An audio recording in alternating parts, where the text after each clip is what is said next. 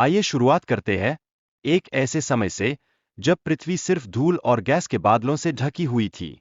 वैज्ञानिकों का कहना है कि उस वक्त एक तारा भी था, लेकिन वो तारे की उम्र पूरी होने की कगार पर था, जैसे आपके दादाजी के पुराने फोन। फिर एक बड़ा धमाका हुआ, ऐसा धमाका कि जैसे आपके पड़ोसी ने फिर से बारबेक्यू किया हो। इस धमाके के बाद धूल के कणों ने आपस में घर्षण शुरू कर दिया और बड़े बड़े उल्का और ग्रहों का निर्माण होने लगा, जैसे हमारी प्यारी पृथ्वी और भव्य मंगल। अब पृथ्वी और मंगल के बीच गुरुत्वाकर्षण का खेल चल रहा था, जैसे दो दोस्त अपने वजन घटाने की प्रतियोगिता कर रहे हों। यह भी एक बड़ी घटना थी, जिसने ग्रहों की निर्माण प्रक्रिया में अहम भूमिका निभाई, ठीक वैसे ही जैसे आपकी मम्मी की रेसिपी में मसाले। पृथ्वी के निर्माण में चंद्रमा का भूमिका बहुत खास था। उसने पृथ्वी के चारों ओर बैठकर एक खूबसूरत दर्पण की तरह काम किया। इस प्रक्रिया को देखकर लगता है कि वह चंद्रमा का काम सिर्फ पृथ्वी पर हंसी मजाक करना नहीं था। जैसे जैसे समय बीतता गया, पृथ्वी का तापमान भी धीरे धीरे नीचे आने लगा। इससे भारी तत्वों का मिलन केंद्र में होने लगा, जैसे कि आपके रूम में गंदगी का ढेर और ऊपर से थोड़ा सा चॉकलेट। ज्वालामुखियों ने पृथ्वी की सतह को सजाया जैसे कोई शौकिया कलाकार अपनी कृतियों में रंग भरता है। इसके बाद वातावरण ने अपनी स्थिरता प्राप्त करना शुरू कर दिया, और यह तो तय था कि यहाँ सूक्ष्मजीवों का पहला समूह जल्दी ही देखने को मिल गया।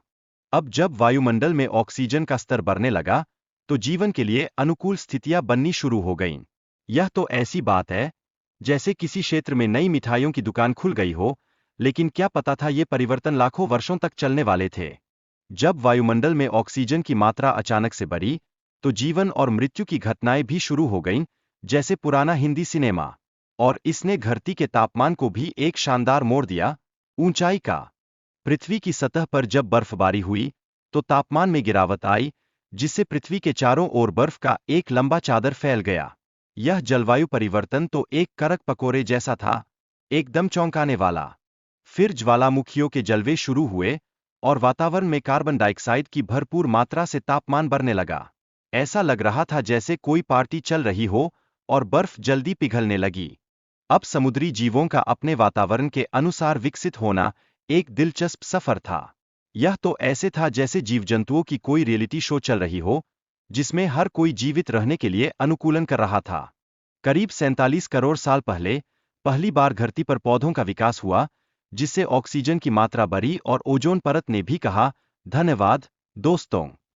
इसने धरती की पहचान को और मजेदार बना दिया। पैंजिया का टूटना एक बड़ी घटना थी, जिसने समुद्र और भूमि के बीच संपर्क बढ़ा दिया।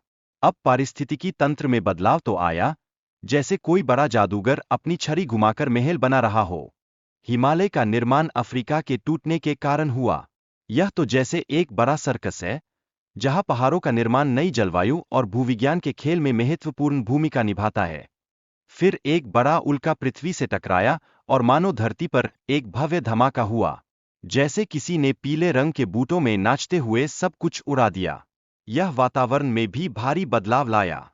धरती पर जीवन की शुरुआत में कई जीवों का विलुप्त होना और फिर से जीवन का उभरना एक रोमांचक सफर था।